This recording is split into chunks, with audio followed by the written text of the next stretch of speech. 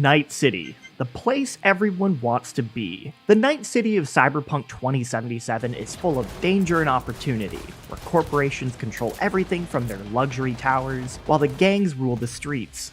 It's a place where you can carve out your legend and stand next to the many greats, or wind up dead in a gutter. But that's not how Night City started out. It began as a simple dream by one man to create the city of the future. A future that he never got to see realized. So let's turn back the clock to the founding of Night City and discover its bloody origins.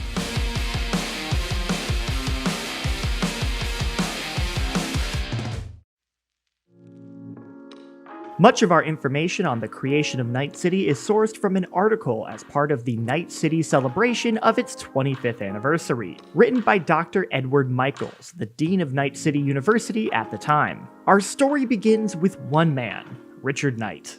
During the 1980s and early 90s, Knight was an ambitious businessman with an eye for architecture and urban planning. He was a partner in the construction firm Halsey, Ferris & Knight, which specialized in the creation of corporate-funded projects. Their reliability and impressive standards of quality made them a go-to for many corporations, and they raked in the profits. However, this status wasn't enough for Knight, who eventually grew bored of designing simple office buildings. He was a visionary, with a dream of something far more ambitious. So, in 1990, Knight left Halsey, Ferris & Knight to start his own firm, Knight International. There, he would begin drafting up plans for the ideal American city, one that Knight hoped would shape the future and become a template for all cities that followed. It was around this time that the collapse was entering full swing. It was a mass decline of economies and societies, not just in America, but around the world. Things were changing quickly, and in the chaos, the megacorporations swooped in, filling the power vacuum left by the failing American government. Many began taking control of America's once great cities, carving out their own pieces of the United States for themselves. But this was easier said than done, as many of these cities were in ruins, and much work needed to be done to wrestle them under control. It would be a lot easier if a corporation could build a city from scratch, molding it from the ground up to suit the purposes of those that controlled it. And this is where Knight's City of the Future came in. He needed the capital to make his dream a reality, and the megacorps wanted a city for themselves. It was a match made in heaven. Investors flocked to Knight, and by 1992, Arasaka, EBM, and Petrochem all backed his project. In particular, the backing of Petrochem ended up being of particular fortune for Knight. Knight was already searching for land to build on the Central California coastline. As it turned out, Petrochem owned most of the region of Del Coronado Bay, which sits comfortably in between San Francisco and Santa Barbara, and was the perfect spot for Knight's vision. After acquiring the rest of the surrounding area, construction began in 1993 on what would be called Coronado City. Unfortunately for Richard Knight, he would never see his dream city completed.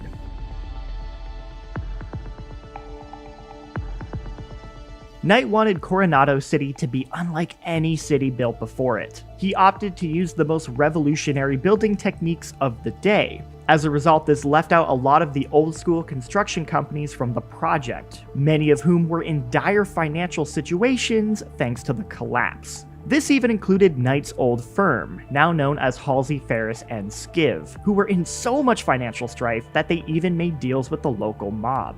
The bitterness from his old partners and the many others who were hoping to be contracted for the construction of Coronado City painted a huge target on Knight's back. For much of the city's construction, Knight would receive resistance from those who felt slighted by him, with some going as far as threatening his life. But Knight would not be perturbed, brushing off these threats or relying on his corporate partners to handle them.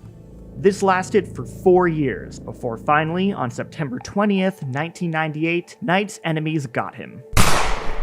He was shot by an unknown gunman in his penthouse suite, and to this day, no one knows which of Knight's many enemies was responsible for his murder. The nearly completed Coronado City was renamed Night City in honor of the visionary founder. Unfortunately, the resulting chaos from Knight's death would cause his dream city to never be fully realized.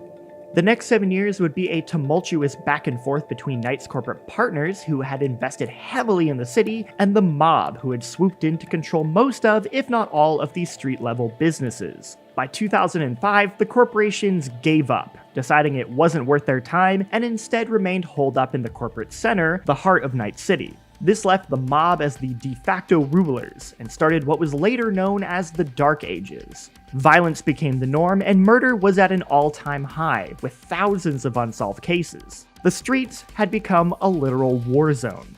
This lasted until 2009, when the corporations eventually chose to step in. Murder on the streets was one thing, but the chaos and mob rule started to affect the one thing that really mattered: business. Megacorp Arasaka led a full-on paramilitary assault, with soldiers in the streets, tanks, and even fly-by bombings. Known as the Mob War, this powerful show of force completely decimated the mob's power and put the corporations back in charge.